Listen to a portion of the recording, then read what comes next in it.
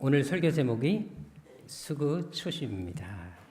혹시 이 말의 뜻이 무엇인지 아십니까?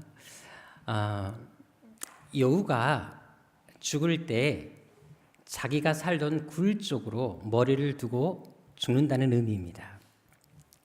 그래서 여기에서 유래한 말들이 있습니다. 바로 고향을 그리워하는 마음, 그리고 또 자신의 근본을 잊지 않는 마음, 바로 이 말들이 유래했습니다. 실제로 우리가 이 땅을 살아가면서 자신의 근본을 잊지 않는 것이 얼마나 중요합니까? 성경에도 보면 그것을 잘 알 수가 있는데요. 사실 인간이 왜 타락했습니까? 왜 범죄하게 됐습니까? 창세기 3장 5절을 보게 되면 인간의 근본을 잊어버리고 하나님처럼 되려고 하려다가 인간이 결국은 타락했음을 알 수가 있습니다. 그래서 인간이 타락한 이후에도 하나님께서 아담을 찾으실 때 그를 어떻게 부르고 계십니까? 9절에 보게 되면 아담아 네가 어디 있느냐라고 질문을 던지십니다. 아담이 어디 있는지 몰라서 하나님께서 이렇게 질문을 던지셨을까요? 아닙니다. 잘 알고 계셨습니다. 근데도 왜 이런 질문을 던졌겠습니까? 아담아 왜 너는 너의 근본을 잊어버리고 선악과를 따먹었느냐? 왜 하나님처럼 되려고 했느냐? 너의 그 처음 자리가 어디 있느냐? 너의 처음 마음을 왜 잊어버렸느냐? 바로 탄식의 음성이었음을 알 수가 있습니다. 그래서 신앙인들은 자신의 근본을 망각해서는 안 됩니다. 하나님께 가졌던 처음 신앙, 처음 마음을 끝까지 지키는 것이 중요하다는 것입니다. 그것은 오늘 본문을 통해서도 찾아볼 수가 있는데요. 당시 이스라엘은 북쪽 왕국 이스라엘과 남쪽 유다로 이렇게 나눠져 있었습니다. 그런데 남쪽 왕국의 왕이었던 제12대 왕이었던 아하스 때 북쪽 이스라엘과 아람 제국이 연합해서 이 남쪽 왕국을 침략한 적이 있었습니다. 연합군이 침범하니까 이 남쪽 유다 쪽에서는 감당하기가 어려웠습니다. 그래서 어떻게 하냐면 7절에 보게 되면 오늘 보면 7절에 보게 되면 아수라는 대제국이 있었는데 그 제국에 도움을 요청하는 것을 볼 수가 있습니다. 그래서 9절에 보게 되면 그 아수르 제국의 왕이 군대를 이끌고 와서 그 연합군을 물리쳤던 것을 볼 수가 있습니다. 이제 국가적인 위기를 벗어난 다음에 이 아하스 왕은 아수르 왕에 대해서 고마운 마음이 있지 않겠습니까? 그래서 그 왕에게 경의를 표하기 위해서 감사를 표하기 위해 이제 다메섹으로 가게 됩니다. 자, 그런데 그곳에서 무엇을 본 줄 아십니까? 오늘 본문 10절에 나와 있는 것처럼 아수르 제국, 아수르 왕이 섬겼던 우상의 제단을 보게 되는 것입니다. 자, 그런데 그것을 보자마자 갑자기 아하스 왕이 마음이 동하기 시작했습니다. 사실 이미 남쪽 왕국에도 이런 하나님을 섬기는 제단이 있었습니다. 14절에 나와 있는 것처럼 솔로몬이 하나님의 성전에 바쳤던 놋 제단이 있었습니다. 그럼에도 불구하고 이 아하스 왕은 아수르 제국에 섬겼던 우상의 제단을 보자마자 그것이 너무나 마음에 들어서 똑같이 모양을 그려가지고 제사장 우리아에게 그 우상의 제단을 만들도록 지시를 합니다. 그리고 하나님의 성전에 있었던 놋 제단을 치워버리고 새로 만든 이 우상의 제단을 그곳에 갖다 놓겠다라는 것입니다. 그렇다면 아하스 왕은 왜 이런 어리석은 행동을 한 것이겠습니까? 당시 나라마다 섬기는 신들이 있었습니다. 그래서 국가의 힘은 그 나라가 섬기는 신에 의해서 좌우된다고 사람들은 믿고 있었습니다. 그래서 국가 간의 전쟁도 단순하게 나라와 나라의 싸움이 아니라 신들의 전쟁으로 이해했던 것이 그 시대였습니다. 그러니까 당연히 국가가 전쟁에 승리하기 위해서는 어떤 신을 섬겨야 된다? 이왕이면 강한 신을 섬기면 승리할 수 있다. 이런 생각을 가지고 있었다는 것입니다. 따라서 아하스는 아수르 제국의 그 강력한 힘을 보고 나서 이 아수르 왕이 섬기는 신을 우리가 섬기게 되면 우리 역시도 강한 힘을 가지지 않겠느냐. 이런 마음에서 이 아수르가 섬겼던 신을 섬기기로 결심을 한 것입니다. 그리고는 우상의 제단을 바로 그렇게 자기 나라에 만들도록 지시한 것이었습니다. 문제는 아하스의 이런 행동이 이번뿐만이 아니었다는 것입니다. 자, 역대하 28장 1절과 3절에 보게 되면 이 아하스 왕이 이제 유대의 왕이 된 이후에 16년간 통치를 하게 되는데요. 이 기간 동안 무엇을 합니까? 오늘 본문 2절에 나와 있는 것처럼 바알들의 우상을 부어 만드는 것을 볼 수 있습니다. 또한 3절에 보게 되면 심지어 자기 자녀를 어떻게 한다고요? 우상에게 바치는 인신 제사까지 행한 것을 볼 수가 있습니다. 자, 한마디로 미친 짓을 하고 있는 것이었습니다.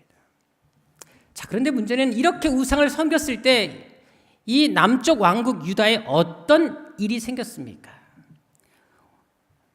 6절에 보게 되면 끔찍한 일이 생깁니다. 바로 남쪽 왕국의 용 42만 명이 전쟁에서 전사하는 비극을 겪게 됩니다. 그뿐만이 아닙니다. 8절에 보게 되면요, 전쟁 이후에 남아있는 백성들부터 시작해서 여자 어린아이까지 전부 다 20만 명이 포로로 끌려가고 모든 물질들이 다 노략당하는 끔찍한 경험을 하게 됐습니다. 그래서 23절에 보게 되면 심지어 이 나라가 완전히 다 망할 지경이 되었다라고까지 증가하는 것을 볼 수 있습니다. 우상 숭배의 결과는 철저하게 패망이었다라는 것입니다.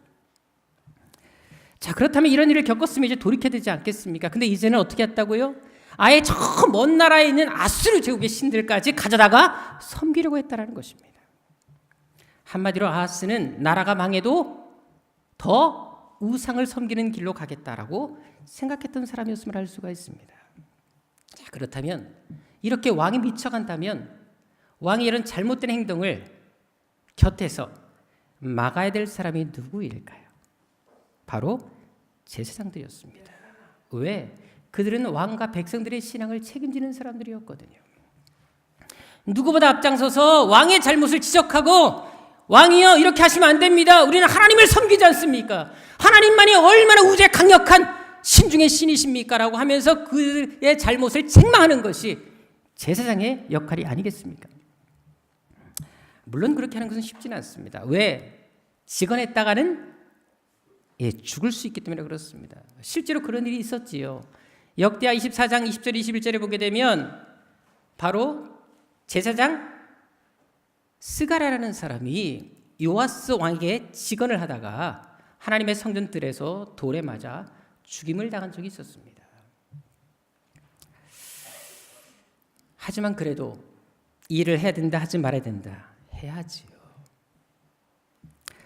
그런데 오늘 본문에 우리아를 보십시다. 그는 어떻게 하고 있습니까? 왕의 잘못을 지적하고 있습니까? 우상 숭배를 지금 막고 있습니까? 오히려 왕이 시키는 대로 다 합니다. 보십시오. 제단을 만들라고 하니까 그대로 만듭니다. 하나님의 성전에 놋제단을 치우라고 하니까 치워버립니다. 그리고 그 자리에다가 새로 만든 우상의 제단을 갖다 놓으라 하니까 그대로 다 준행하는 것을 볼 수가 있습니다. 그것도 어떻게 했다고요? 아주 신속하게 처리합니다. 11절에 보십시오. 이 왕이 돌아오기 전에 다메섹에서 자기 나라 수도 예루살렘에 돌아오기 전에 일을 다 해놓은 것을 볼 수가 있습니다. 얼마나 왕의 말을 잘 들었는지 16절에 보게 되면 이 아하스는 왕이 시키는 대로 그대로 했다라고 11절에 이어서 16절에 동일하게 반복해서 이 말을 강조하고 있습니다. 너무나 말을 잘 듣는 제사장이었다는 것입니다. 자, 그런데 우리아에 대해서 우리가 한 가지 알 게 있습니다. 원래 우리아가 이런 삶을 살았던 사람일까요? 원래 이렇게 타락한 제사장이었을까요? 놀라운 것은 그는 처음에 이런 인생을 살던 사람이 아니었다는 것입니다. 누구보다 하나님께서 인정하시는 아주 신실한 사람이었다는 사실을 아십니까? 그것은 이사야 8장을 통해서도 알 수가 있는데요. 이사야 8장에 가시게 되면 어떤 내용이 나오냐면 이제 하나님께서 이사야를 통해서 유다 백성들에게 하나님의 메시지를 전달하고 있는 것을 볼 수가 있습니다.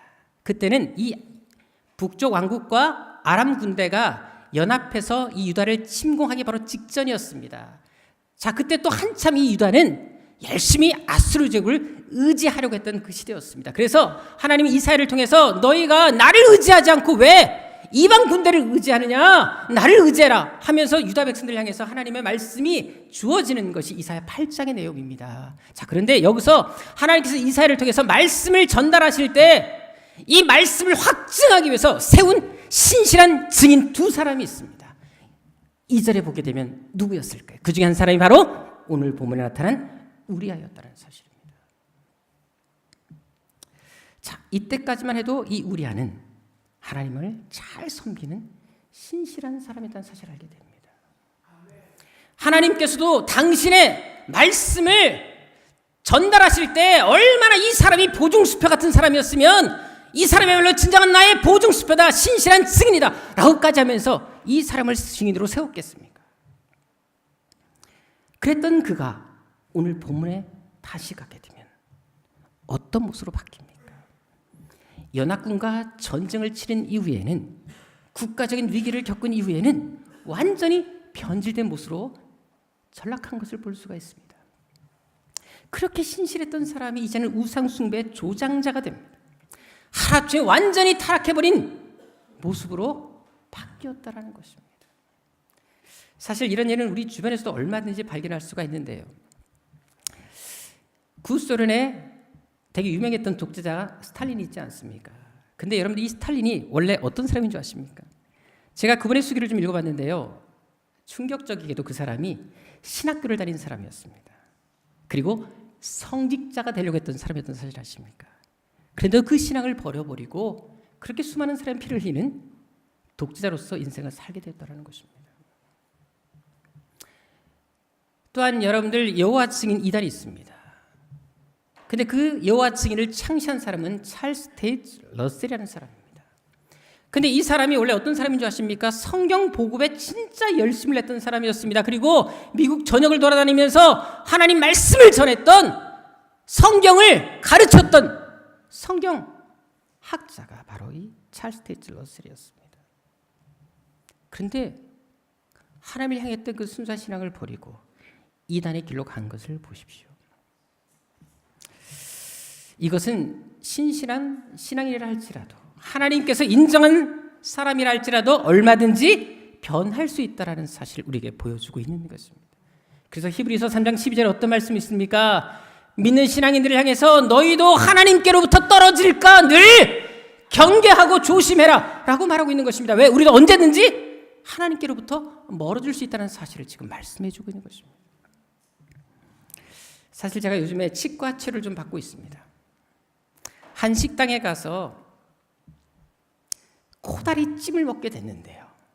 저도 이번에 그 사실을 처음 알았습니다. 코다리 안에 아가미 뼈가 있다는 사실을 처음 알았는데, 식당 주인의 말에 의하면 그 아가미 뼈는 망치로 때려도 부서지지 않는다고 합니다. 근데 제가 그것을 씹어서 두동강인을 냈습니다. 제 치아의 힘이 망치보다 세다는 사실을 저는 이번에 확실히 알게 됐습니다. 당연히 제 어금니가 가만히 있겠습니까? 아주 은혜를 많이 받았지요. 그래서 철저히 부서졌습니다.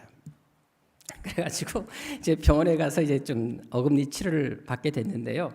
다행히 그 식당이 보험이 들어있더라고요. 그래서 꼭 치료 받으시라고. 원래 저는 처음에 안 받으려고 그랬었어요. 저는 웬만한 그냥 고통은 참거든요. 근데 이가 계속 시큰시큰거려서 결국은 갔습니다. 그래서 어금니 3개가 좀 깨졌다 그래서 이제 지금 치료를 받고 있는 중입니다. 근데 이 깨진 치아를 치료할 때 어떻게 하는지 봤더니, 먼저 이렇게 마취를 한 다음에 그 치아 깨진 옆부분을 다 갈아버리더라고요. 그리고 나서 이제 본을 뜨더라고요. 그래서 이제 금으로 이제 그 일을 하기 전에 임시 치아를 껴놓더라고요. 그래서 현재 저도 지금 이 하나는 했고요. 하나는 지금 임시 치아가 껴져 있습니다. 바로 할 게 아니라 하나하나씩 진행하더라고요. 자, 그렇게 해서 꼈는데 지난주에만 그 임시 치아가 2번이나 빠지는 거예요. 제가 밥을 진짜 조심히 먹습니다. 주로 생식을 먹고 왼쪽으로 이제 오른쪽을 다시 왼쪽으로 씹고 있는데도 불구하고 신기하게 지도 왜 밥을 안 줘서 그런지 몰라도 삐져서 그런지 진짜 빠져버리더라고요. 근데 빠지니까 여러분들께 지금 치아를 깨놓은 상태잖아요. 깎아놓은 상태니까 얼마나 시큰거립니까? 그러니까 바로 병원에 오라 그러더라고요. 그래서 무려 2번이나 왔다 갔다 한 적이 있습니다. 그래서 제가 너무 쉽게 치아가 빠지니까 물어봤어요. 이렇게 자꾸 왔다 갔다 하기 쉽지가 않다. 왜 이렇게 자주 빠냐 그랬더니 임시 치아는 어쩔 수 없답니다. 아주 단단히 붙여놨다가는 다음에 뛸 때 힘들기 때문에 임시 치아는 살짝 붙여놓을 수밖에 없대요. 그래서 종종 빠질 수 있습니다 라고 하더라고요. 그러면서 단 금으로 된 정말 치아가 오게 됐을 때는 그때는 더 이상 빠지지 않습니다라고 하더라고요. 제가 그것을 보고 느낀 것이 있었습니다. 역시 임시로 하는 것은 오래가지 못한다는 것이었습니다. 신앙도 마찬가지입니다. 일시적인 신앙, 잠깐의 신앙은 오래가지 못합니다. 임시 치아처럼 쉽게 빠져버리고 넘어지게 할 수 있다는 것입니다. 그래서 우리는 늘 신앙을 점검할 필요가 있는 것입니다. 내 신앙이 진짜인지, 내가 정말 믿음에 거하고 있는지 날마다 우리 자신을 돌아볼 필요가 있다는 것입니다. 그것은 고린도후서 13장 5절을 통해서도 발견할 수 있습니다. 어떻게 말씀합니까? 너희가 믿음에 있는가? 너희 자신을 어떻게 하라고요? 시험하라고 말합니다. 테스트해보라고 말합니다. 체크하라는 것입니다. 왜요? 너희가 믿음에 있지 않으면 너희도 얼마든지 버림받을 수 있다. 실패할 수 있다. 경고하고 있는 것입니다. 여러분, 신앙인들이라고 절대 마음을 놓을 수 없다라는 사실을 말해주고 있는 것입니다. 오늘 본문의 우리와도 마찬가지였습니다. 처음에는 누구보다 신실했던 사람이었습니다. 하나님을 잘 섬겼던 사람이었습니다. 그런데 지금은 어떻습니까? 나라가 전쟁의 소용돌이에 휘말리면서 큰 위기를 겪게 되면서 신앙이 조금씩 흔들리기 시작합니다. 고난 앞에서 신앙이 약해지기 시작했다는 것입니다. 거기다가 왕은 갈수록 우상숭배에 깊이 빠집니다. 사회적으로도 우상숭배가 만연해 있었습니다. 자, 그런 상황에서 자기 신앙을 지키는 것 쉽다 어렵다? 어렵지요. 혼자 외롭게 신앙의 길을 간다는 것이 얼마나 힘들겠습니까? 다들 우상숭배에 빠져서 다들 편하게 살고 있는데 나만 혼자 신앙을 고집하고 믿음의 길을 간다는 것이 얼마나 쉽지 않겠습니까? 본인이 신앙을 고집하게 되면 어떤 일이 벌어질까요? 자신이 누리던 거, 가지고 있던 거 다 빼앗길 수 있습니다. 목숨 보존도 어려웠다라는 것입니다. 하지만 왕을 가까이 하면 부귀영화가 보장됩니다. 왕이 시키는 대로 하면 잘 먹고 잘 살 수 있는 거예요. 적당히 타협하면 남은 세계에 잘 살 수 있었다라는 것입니다. 그러니까 그 길을 선택합니다. 처음에는 신앙을 지켰지만 너무나 주위 사람들이 가는 그 길을 뿌리칠 수 없었기 때문에, 지금 본인이 누리고 있는 그 혜택을 포기할 수 없었기 때문에 그는 결국은 믿음을 배반하는 사람으로 전락하고 만 것입니다. 사실 편하게 예수 믿자, 이런 생각을 가진 사람들이 오늘날에도 얼마나 많습니까? 제사의 직분이 없어진 건 아닙니다. 하나님을 똑같이 제사합니다. 하나님을 섬깁니다. 그런데 우상의 제단에다 그것을 하고 있습니다. 사실 요즘에도 보면 신앙생활 편하게 하는 분들이 종종 있는 것을 볼 수가 있습니다. 사실 이제 한 3, 40년 전에 신앙생활 하신 분들은 잘 아실 겁니다. 그때는 교회가 이렇게 의자도 없었어요. 그냥 맹바닥에서 그냥 방석 하나 깔고 예배를 드렸습니다. 만약에 다음 주부터 제가 의자를 싹 치워버리고 방석 갖다 놨다면 과연 우리 성도들의 표정이 어떻게 바뀔까요? 그때는 여러분 에어컨도 없었지요. 그 태양볕에서 그냥, 그리고 또 그 더운 곳에서 또 찬양도 왜 이렇게 뜨겁겠는지 막 박수 치면 막 땀이 비오도 했습니다. 또 교회도 가깝지가 않았어요. 저도 교회를 가려면 1시간 이상 걸어갔어야 됐습니다. 근데도 그때는 불평하지 않고 교회를 다녔습니다. 그리고 열심히 교회 봉사도 했습니다. 근데 요즘에는 봉사도 날씨 봐가면서 합니다. 바쁘거나 조금 힘들면 교회 일도 다음에 미루기도 합니다. 예배 나오고 싶을 때 또 나옵니다. 또 사회생활 할 때도 보십시오. 사회생활을 잘하게 한 이유로, 핑계로 술자리도 종종 갑니다. 취하지 않으면 된다, 이런 생각을 가지고 술을 쉽게 마시는 경우도 종종 발견하게 됩니다. 제가 군대에서 군종으로 있을 때 한 번은 목사님이 오셔서 저한테 막 하소연을 하시는 거예요. 목사님이 이제 여자 집사님 가정에 신방을 가셨다고 합니다. 그래서 예배를 쫙 드리고 났는데 그 집사님께서 갑자기 목사님 예배 끝나고 나서 목도 이제 좀 적셔야 될 필요가 있지 않습니까? 그러더니 담근 술을 가져오셨답니다. 그리고 예배 후에 목사님 저랑 함께 한잔 하시지요, 그랬다는 거예요.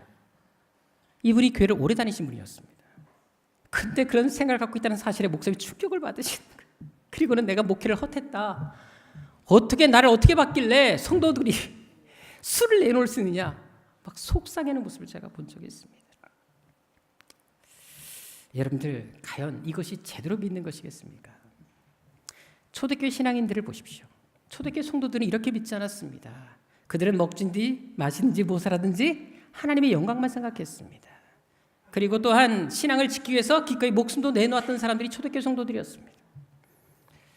그런데 요즘에는 성경적 가치관이 사라졌습니다. 세상적 가치관이 우리 교회까지 들어와 있습니다. 그래서 너무 쉬운 목사, 너무 쉬운 장로, 너무 쉬운 권사, 너무 쉬운 집사, 너무 쉬운 성도들, 그리스도인들이 많다라는 것입니다. 오늘 본문의 우리아가 그렇게 해서 변질되는 것입니다. 처음 하나님을 바라봤을 때만 하더라도 신실한 종이었습니다. 그런데 아하스의 눈치를 보기 시작합니다. 세상의 눈을 돌리기 시작합니다. 그러면서 하나님과 멀어집니다. 점점점 더 쉬운 제사장으로 전락한 것입니다. 더구나 그의 이름의 뜻이 뭔지 아십니까? 여호와는 나의 빛이다라는 뜻입니다. 하나님이 빛이 아니었어. 하나님은 그에게 어둠일 수밖에 없었어. 이름값도 못하는 인생을 살게 된 것입니다. 제가 요즘에 큐티할 때마다 두 가지 감정이 계속 교차하고 있습니다. 요즘 우리가 큐티하는 내용이 무엇입니까? 종말과 재림에 대한 이야기입니다. 지난주에는 우리가 달란트 비유를 묵상했고 이번 주는 문화 비유를 또 묵상을 했습니다. 그런데 말씀 묵상할수록 계속 떠나지 않는 이 두 가지 마음, 바로 기대감과 두려움이었습니다. 기대감은 나중에 예수께서 오셨을 때 우리 믿는 자들에게 주실 그 보상이 상상을 초월할 것이라는 사실에 대해서 되게 기대감을 갖게 됐지만, 반대로 두려움이 왜 생긴 줄 아십니까? 하나님의 심판의 대상과 그 범위가 우리가 생각하는 것보다 훨씬 더 크고 넓을 것이기 때문에 그렇습니다. 실제로 여러분들 안 믿는 사람들은 그냥 제외하고 믿는 사람들 중에 구원받을 사람이 많을까요? 적을까요? 자, 우리 마태복음 7장 13절 14절에 보십시다. 거기 보게 되면 좁은 문으로 들어가라라고 명령을 하십니다. 자, 왜요? 이 생명으로 인도하는 구원의 문은 좁은데 그것을 찾는 사람이 많다 적다? 적다라는 것이 오히려 멸망으로 가는 사람들의 숫자가 더 많다고 얘기합니다. 지금 이 말씀은 바로 신앙 공동체를 향한 하나님 말씀이었습니다. 예수께서 말씀하신 것이 지금 안 믿는 사람 두고 얘기하신 것이 아니라 믿는 사람들을 대상으로 하신 말씀이, 이 산상설교에서 이 말씀이 나간 것입니다. 더구나 누가복음 13장 24절에도 보게 되면 어떤 말씀이 있습니까? 좀으로 들어가기를 어떻게 하라? 힘쓰라고. 애쓰라는 것입니다. 열심을 다해 가기를 몸부림치라는 것입니다. 근데도 불구하고 들어가지 못하는 자가 많다라고 얘기하십니다. 그것은 이번 주 우리가 큐티했던 문화 비유를 통해서도 알 수가 있는데요. 자, 누가복음 19장 13절에 보게 되면 이 주인이 떠났을 때 종 몇 명을 불렀지요? 10명을 불러서 한 사람에게 한 문화씩을 나누어 줍니다. 자, 이번 주 큐티를 좀 해오신 분들은 아시겠지만 10명의 종들 중에 나중에 주인으로부터 칭찬을 받고 주인의 영광에 들어간 사람은 몇 명? 2명밖에 없었습니다. 자, 그렇다면 나머지 8명 어떻게 됐을까요? 지옥에 간 것입니다. 여러분, 10명 중에 2명만 구원을 받았습니다. 구원받는 숫자가 20% 안쪽이었다는 것입니다. 적어도 5명 중에 1명만 구원받는다는 것입니다. 충격적인 이야기일 수가 없습니다. 자세한 이야기는 오후 성경 공부 때 말씀드리도록 하겠습니다. 사실 신앙생활 열심히 한다고 할지라도 마지막에 버림받으면 얼마나 불행하겠습니까? 시큰 예수 잘 믿고 봉사도 했는데도 불구하고 나중에 버림받으면 그것처럼 억울한 일이 어디 있겠습니까? 그런데 성경은 분명하게 그런 사람들이 많을 것을 계속해서 이야기하고 있다는 것입니다. 실제로 누가복음 12장 34절에 보십시오. 두 사람이 함께 잠을 자다가 어떻게 됩니까? 한 사람은 데려감을 당하고 한 사람은 버려둠을 당합니다. 여러분, 유대인들은 신앙 공동체였어요. 만약에 가장이 하나님을 믿으면 그 가족은 다 하나님을 믿는 가정일 수밖에 없던 것이 유대 사회 신앙 공동체의 의미입니다. 근데 보십시오. 동일한 신앙 공동체 안에서 함께 있던 사람들마저도 버림받고 구원받을 사람이 있다는 사실을 확실히 얘기해 주고 있습니다. 또한 마태복음 24장 40절 41절에 보게 되면 함께 일하던 사람들, 밭에서 일을 하고 또 함께 맷돌질 하던 사람들마저도 분리가 일어납니다. 여러분 보세요. 늘 함께 생활했던 사람들이 일터에서 함께 있었던 사람이라면 얼마나 삶의 이야기를 많이 나눴겠습니까? 그럼에도 불구하고 그렇게 이야기를 많이 주고받았음에도 불구하고 삶의 이야기를 나눴음에도 불구하고 왜 또 전도도 안 했겠습니까? 근데 그들 중에 버림받은 사람이 있고 구원받을 사람이 있다라고 확실한 분리를 이야기해 주고 있습니다. 그래서 마태복음 24장 42절에 보게 되면 어떤 말씀이 있습니까? 깨어 있으라고 말합니다. 44절에도 보게 되면 준비하고 있으라. 준비하지 않으면, 깨어있지 않으면 너는 절대로 주님 만날 수 없다 라고 얘기를 합니다. 한마디로 날마다 신앙의 말씀 안에 믿음 안에 거라는 것입니다. 왜? 의외로 믿는 자들 중에, 천국을 기다리는 사람들 중에 상당히 많은 사람들이 버림을 받을 것이기 때문에 이 말씀을 하고 계신 것입니다. 그래서 고린도전서 9장 27절에 보게 되면 평생 하나님을 위해서 자신의 생애를 다 드렸던 사도 바울도 어떤 고백을 합니까? 나도 하나님께로부터 버림받지 않기 위해서 어떻게 했다고요? 날마다 자신을 채찍질을 합니다. 내가 이렇게 살면 안 되지, 내가 이렇게 신앙이 나태지면 안 되지. 그렇게 하나님을 위해서 헌신했던 사도 바울조차도 믿음에서 떨어지지 않기 위해서 날마다 자신을 채찍질하면서 자신을 쳐서 복종했다고 말씀해주고 있는 것입니다. 이만큼 우리가 하늘나라가는 그 길이 결코 만만치 않다라는 것을 사도 바울도 느끼고 있었다는 것입니다. 더구나 예수께서 오시면 심판이 어떻게 이루어집니까? 즉결 심판이 이루어집니다. 더 이상 기회가 없다라는 것입니다. 그것은 문화비를 통해서 확실히 알 수가 있는데요. 다시 누가복음 19장 13절에 보십시오. 이 주인이 돌아오자마자 어떤 일을 합니까? 오자마자 다른 거 하지 않습니다. 15절에 보게 되면 오자마자 바로 종들을 다 모읍니다. 모여서 어떻게 합니까? 너희가 어떻게 했는지 맡겨진 일에 대해서, 한 일에 대해서 결산하고 있는 것을 볼 수가 있습니다. 주인이 와서 할 게 얼마나 많겠습니까? 왕이 돼서 왔거든요. 그럼 왕의 즉위식부터 시작해서 얼마나 축하할 일이 많습니까? 근데도 그것부터 중요한 것이 아니었어요. 가장 먼저 종들에게 맡긴 일에 대해서 제일 먼저 결산하는 것을 볼 수 있다는 것입니다. 이것은 하나님께서 우리에게도 주신 그 사명에 대해서 얼마나 제대로 감당했는지 이것부터 보고 계시다는 사실을 말해주고 있는 것입니다. 그래서 직분자일수록 더 잘 믿고 더 충성할 이유가 여기 있는 것입니다. 왜요? 누가복음 12장 48절에 나와 있는 것처럼 맡은 사명이 많을수록 클수록 하나님께서 우리의 그 책임을 많이 물으실 것 때문에 그렇습니다. 사실 우리가 교회에서 직분자를 임명할 때도 주로 어떤 사역을 합니까? 우리 교회에서도 직분 임명할 때 그냥 여러분들 세워진 게 아닙니다. 서약하셨습니다. 하나님 앞에 서약했습니다. 어떤 거 서약합니까? 세 가지를 우리 교회는 서약합니다. 공예배 출석, 11조 생활, 그리고 교회 행정의 질에 순종하는 것입니다. 다른 거 다 그만두고 공예배 출석만 한번 볼까요? 직분 임명받으신 분들 중에 정말 그것을 제대로 지키는 분이 얼마나 되십니까? 물론 나오고 싶어도 거리 때문에, 건강 때문에, 또 직장 문제로 못 나는 분이 있습니다. 그분들은 제가 충분히 공감하고 이해합니다. 근데 나올 수 있는데도 나오지 않는 분들이 계십니다. 그렇다면 하나님 앞에 한 서원은 무엇이 되겠습니까?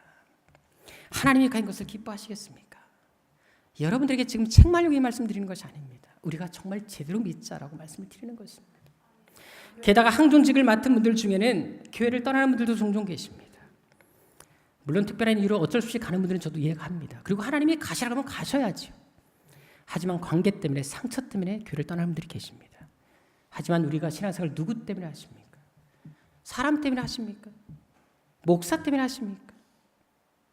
신앙은 철저히 하나님과 나와의 관계입니다.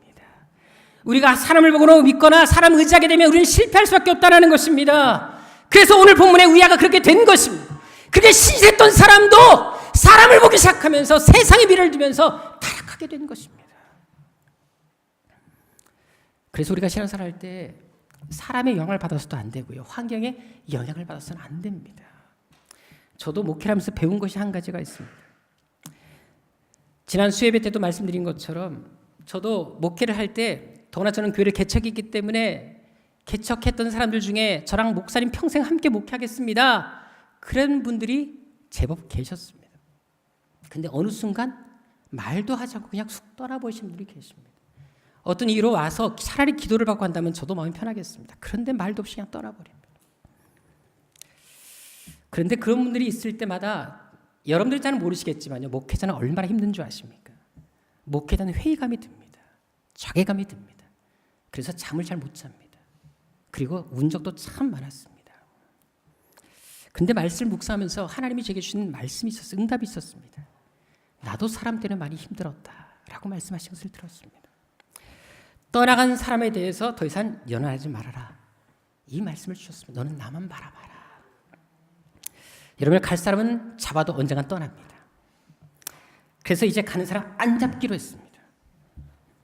다시 돌아온다면 함께 하겠지만 떠나간다면 기꺼이 보내주기로 했습니다.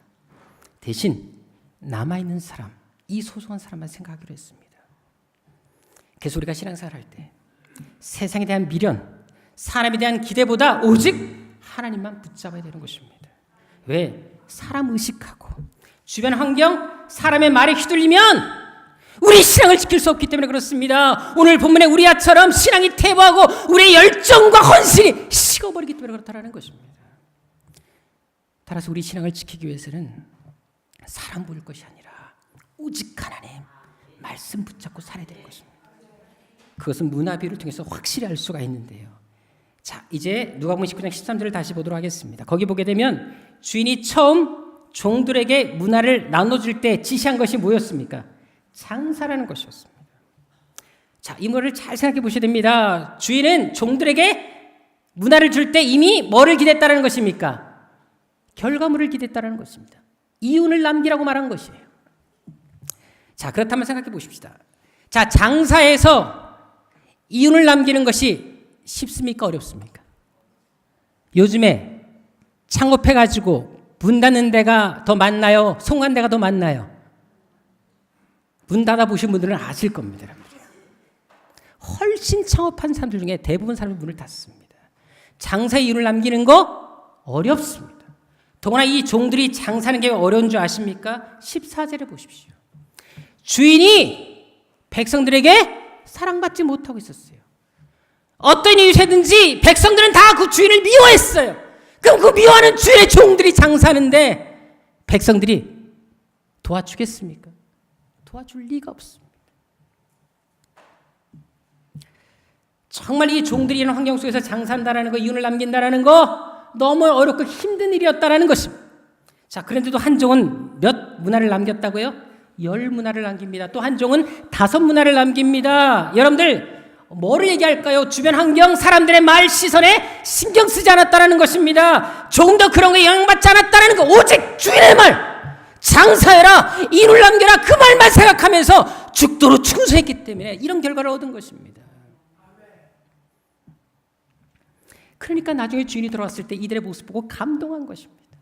큰 보상을 준 거예요. 왜? 이런 상황에서도 장사한다라는 거 얼마나 기특하겠습니까? 주인도 그걸 몰랐을까? 알았어요. 알면서도 맡긴 것입니다. 근데 남겨놓은 그 모습 보면서 이들이 그 속에서 흘려야 되는 눈물들, 고통들, 아픔들을 너무나 잘 알고 있었기 때문에 주인도 그 고통을 공감하면서 상을 준 겁니다. 전에 안산에서 목회하셨던 고훈 목사님이 계십니다. 워낙 유명하신 분이시죠. 이분도 이제 교회를 한 50명과 함께 교회를 시작하셨는데 이제 10년 만에 교회가 2,400평 되는 교회를 건축하게 되셨습니다. 자, 근데 55사 연세에 위암 말기 판정을 받았습니다. 이미 췌장, 12장, 임바선까지 암이 다 전이된 상태였기 때문에요. 도저히 병원에서는 가망이 없다라고 진단을 내렸습니다. 사실 절망스럽죠. 여러분 55세 때 벌써 죽는다는 건 쉽지가 않지 않습니까? 자, 그런데 이렇게 힘든 상황에서 이 목사님이 다시금 일어설 수 있었던 계기는 성도들이었다고 합니다. 성도들이 얼마나 목사님에서 눈물로 기도했는지, 심지어 한 남자 집사님은 밥 먹다가 아내에게 만약에 하나님께서 목사님을 살려주지 않으면 나 교회 안 다니겠다 소리치면서 울었다라는 것입니다. 그리고 동일한 병에 걸렸던 한 권사님이 계셨는데요. 그 권사님이 목사님이 이 병을 알고 나서 교회에 와서 이런 기도를 드렸다고 합니다. 하나님, 제가 죽을 때 목사님 암 가져가겠습니다. 내 생명을 단축시켜 주시고 우리 목사님 살려주십시오. 밤새도록 깨어서 기도하셨다고 합니다. 근데 그 다음날 집에 돌아가신 날, 그날 운명하셨다 그래요. 근데 운명의 직전에 권사님이 가족들에게 이렇게 유언을 남겼다고 합니다. 기도응답 받았다. 하나님 목사님 살려주신다고 하셨다. 나 이제 죽어도 여한이 없다. 그 말을 남기고 돌아가셨다고 합니다. 결국 성도들이랑 간절한 기도와 중보로 인해서 목사님이 일어서셨습니다. 그리고 암이 치유되셨습니다. 그래서 그렇게 위대한 목회를 감당하시게 된 것입니다. 그래서 목사님이 이를 겪으면서 자신의 수기에서 이런 글을 쓰셨습니다. 시를 쓰셨어요. 나는 암으로 인해 내 생에 중요한 몇 가지를 잃었다. 하지만 나는 암으로 인해 내 생에 아주 소중한 많은 것을 얻었다. 나는 암으로 인해 약간의 손실은 있었으나 실로 계산할 수 없는 더 많은 은혜를 얻었다. 목사님은 총칼을 그날까지 성도들의 이런 뜨거운 사랑을 평생 가슴에 간직하고 사셨다고 합니다. 그것은 문화 비유에 나오는 주인의 마음도 마찬가지였습니다. 문화를 남긴 그 종을 보면서 어떤 마음이겠습니까? 얼마나 그 마음이 귀하게 느껴졌겠습니까? 모두 자신을 반다는 상황에서 끝까지 고통과 외로움, 아픔을 견뎌내면서 장사를 하고 있습니다. 오직 주인이 시킨 그 말 한마디만 기억하고 사람들의 시선을 신경 쓰지 않습니다. 자신을 믿고 따라준 이 두 사람이 얼마나 고마웠겠습니까? 그래서 17절에 보게 되면 주인이 그들을 칭찬하는 것입니다. 그리고 최고의 선물인 10고를 다스리는 권세를 주신 것입니다. 자, 여러분들 이것은 어마어마한 특혜였습니다. 왜요? 이제 이것은 뭐를 얘기할까? 이제 종의 신분이 사라지는 것입니다. 너희들은 종이 아니라는 거예요. 이제는 한 고를 10고를 다스리는 권세자가 됐다라는 것입니다. 신분 변화, 신분 상승을 얘기해 주고 있는 것입니다.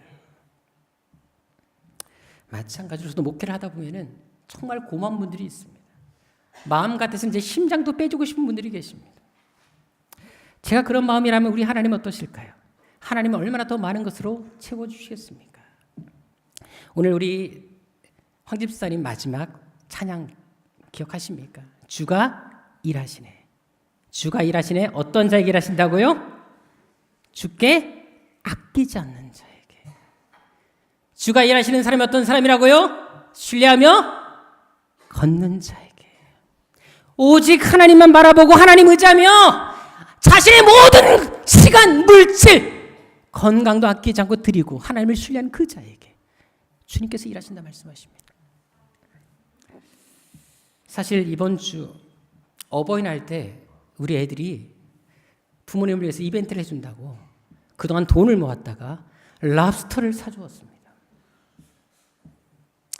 제가 랍스터를 좋아해서가 아니라 아이들의 그 마음이 귀해서 함께 먹으러 가주었습니다. 정말 돈을 많이 썼지요.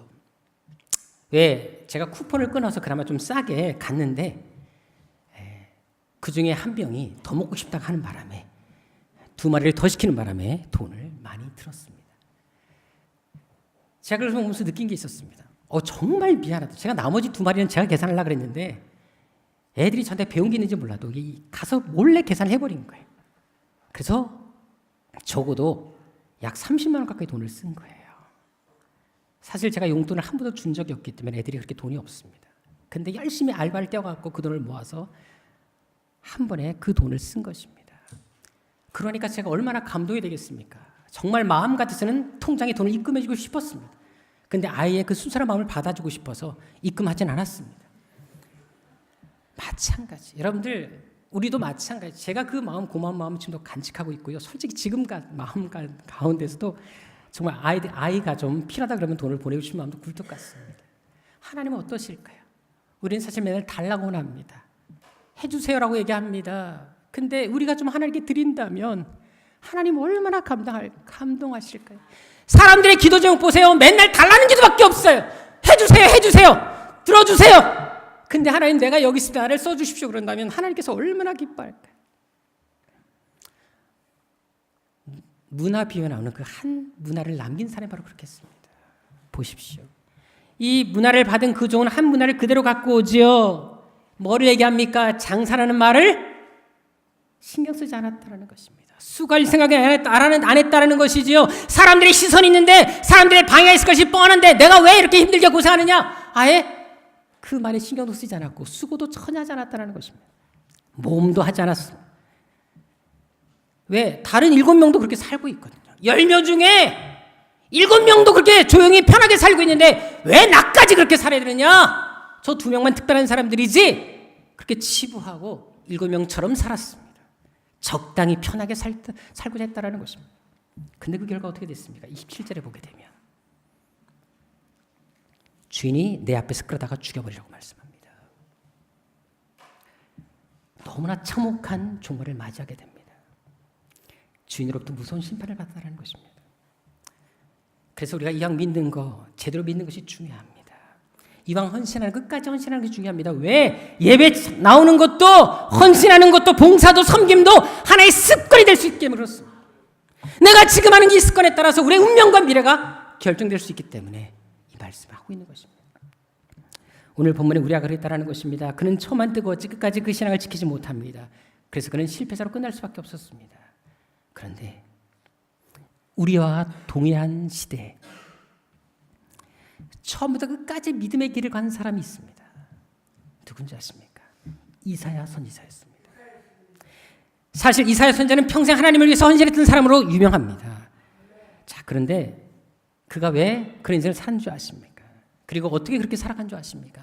자, 오늘 본문 이사야 8장 3절을 한번 돌아보도록 하겠습니다. 거기 보게 되면 자, 이사야가 자식을 낳은 다음에 아들 이름을 짓습니다. 자, 그런데 이름을 어떻게 지으라가? 하나님 말씀하셨지요? 마헬, 살랄, 하스바스. 이름도 어렵습니다. 이렇게 이름을 지어놓은 거예요. 자, 그런데 중요한 건 알다시피 여러분 부모라면 자식의 이름을 지어줄 때 좋은 이름, 나쁜 이름. 좋은 이름 지어주죠. 이름을 이상하게 짓겠습니까? 땡칠이 뭐 이렇게 짓겠습니까? 아니죠, 여러분들이요. 제 이름도 우리 부모님이 지어줄 때 종철아 뭐 종을 치라고 지었겠습니까? 아니잖아요, 여러분들이요. 좋은 이름의 뜻을 가지고 있습니다. 자, 그런데 이 마헬, 살랄, 하스바스라 이름의 뜻이 뭔지 아십니까? 약탈에 신속하다, 노력에 빠르다 라는 뜻을 가졌습니다. 포획하는데 되게 빠르다는 것이죠.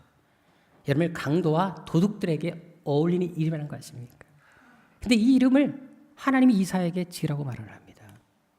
여러분들 나라면 모르겠지만 아무 의지도 없는 애한테 이름을 지어서 약탈하는 사람이야, 약탈할 때 빠르게 하는 애야, 어릴 때부터 이름 불러진다면 그 아이의 상처가 얼마나 크겠습니까? 자, 그런데 이사야를 보십시오. 한마디 대꾸하지 않습니다. 그냥 순종합니다. 더 충격적인 게 뭔지 아십니까? 이사야 20장 3절에 보게 되면 하나님이 이사야에게 말도 안 되는 명령을 지시하십니다. 어떻게 해요? 3년 동안 어떻게 다 살아라? 옷 다 벗고 맨발로 살아라 라고 합니다. 여러분들 하루도 아닌 1시간도 아닌 3시간도 아닌 3년 동안 빨개 벗고 그 뜨거운 그리고 그 추운 유대 사회에서 낮에 뜨겁고 밤에 추운 그 계절을 견디는 게 시간이 쉬웠겠습니까? 이건 미친 사람이 하는 행동이지요. 자, 그런데 지금 뭐냐면 하나님이 그렇게 미친놈으로 살라고 하신 거예요. 자, 근데 이사야는 그대로 삽니다. 전혀 토를 달지 않습니다. 그냥 순종합니다. 이건 뭐를 얘기하겠습니까? 이사야는 자신의 삶을 내려놓았다는 것입니다. 자신의 삶, 행복, 편안한 삶 다 내려놓고 오직 하나님이 지시한 대로 살겠다고 결단했음을 말해주는 것입니다. 그뿐만이 아니지요. 그의 말년은 또 어떻게 됐을까요? 이렇게 하나님께 헌신했으면 말년은 좀 편해야 되지 않습니까? 근데 여러분들 히브리서 11장 37절에 보게 되면 믿음의 사람들이 순교했던 이야기들이 쫙 실려 있습니다. 그런데 여기서 토비로 켜내를 당한 한 사람이 등장합니다. 역사학자들이 증언하듯이 이 사람 바로 이사야라고 다 이야기를 하고 있습니다. 이사야는 마지막에 그렇게 순종했음을 불구하고 토비로 켜움을 당해서 죽음을 당했습니다. 얼마나 끔찍한 죽음이었습니까? 근데도 이사야는 그렇게 살기로 결단합니다. 평생을 하나님을 살았다는 것입니다. 개인의 행복, 평안을 다 내려놓았다는 것입니다. 그래서 하나님께서 그를 위대하게 사용하신 것입니다. 실제로 여러분 구약 성경에서 예수님에 대해서 가장 많은 예언을 담고 있는 책이 어디일까요? 이사야입니다. 신약 성경도 보게 되면 구약 성경을 되게 많이 인용하는데요. 그 많이 인용한 것들 중에 가장 많이 인용한 책이 바로 이사야였습니다. 특히 사도행전 8장 27절, 28절에 보게 되면요. 에티오피아 사람 4시가 예루살렘에 예배드리고 돌아가다가 읽었던 책이 뭡니까? 이사야였습니다. 여러분 잘 생각해 보십시오. 이방인에게까지 이사야의 중요성이 알려졌다는 것입니다. 이방인까지 하나님의 말씀 중에 이사야를 더 읽었다는 것입니다. 그만큼 이사야는 유명한 사람이 된 것입니다. 한마디로 유대 역사에서 귀하게 쓰임받는 선지 중에 대표적인 사람이 이사야였다라는 것입니다. 그것은 우리도 마찬가지입니다. 우리에게는 이사야의 길이 있고 우리야의 길이 있습니다. 적당한 따름이 있고 온전한 따름이 있을 수 있습니다. 한때 헌신이 있고 평생의 헌신이 있을 수 있습니다. 그렇다면 여러분들은 어떤 길을 지금 가고 계십니까? 과연 하나님께서 어떤 삶을 우리에게 원하시고 요구하시겠습니까? 우리 새한교회 성도들만큼은 이사야가 택한 길을 걸어가시는 여러분 되시길 주로 축원합니다. 다시금 잃어버린 열정을 되찾고 다시금 우리 스스로를 채찍질하면서 사도 바울이 고백했던 것처럼 날마다 내가 죽겠다는 고백 가지고 하나님 앞에 헌신하는, 그래서 어제보다 오늘이 더 뜨거워지고 이전보다 지금이 더 주님을 사랑하는, 주님을 사랑하는 것만큼은 누구에게 지지 않는 새한교회 성도들이 되시길 주님으로 축원합니다. 기도하겠습니다. 아버지 하나님, 갈수록 많은 사람들이 편하게 신앙생활을 하고자 합니다. 적당히 믿고자 합니다. 피 흘리는 수고를 하지 않으려고 하고 있습니다. 아버지 하나님, 구원 얻을 사람이 예수님께서 직접 말씀하신 것처럼 적다라고 말씀하셨는데 그 적은 인원수에 우리가 포함되어야 되지 않겠습니까? 아버지, 많은 사람들이 주님으로부터 버림받을 것이 자명한데 아버지 하나님, 우리가 지금 신앙생활하고 있는 모습 가지고 얼마나 우리가 구원받을 수 있는지 우리 자신을 점검하게 도와주옵시고, 그렇게 평생을 하나님이 선실했던 사도 바울조차도 자신을 처복종했던 것처럼 우리 역시도 다시금 하나님 앞에 헌신하고자 하는 결단이 우리 안에 있게 하여 주옵소서. 그래서 우리 아버지 하나님, 믿음의 선진들이 갔던 그 길, 믿음의 길 우리가 걷게 하여 주옵시고, 세상과 적당히 타협하는 것이 아니라 오직 하나님만 의지하는 믿음의 삶 살아갈 수 있도록 오늘 이 시간 이후로 결단하는 우리가 되게 하여 주옵소서. 존귀하신 예수님의 이름으로 기도드립니다.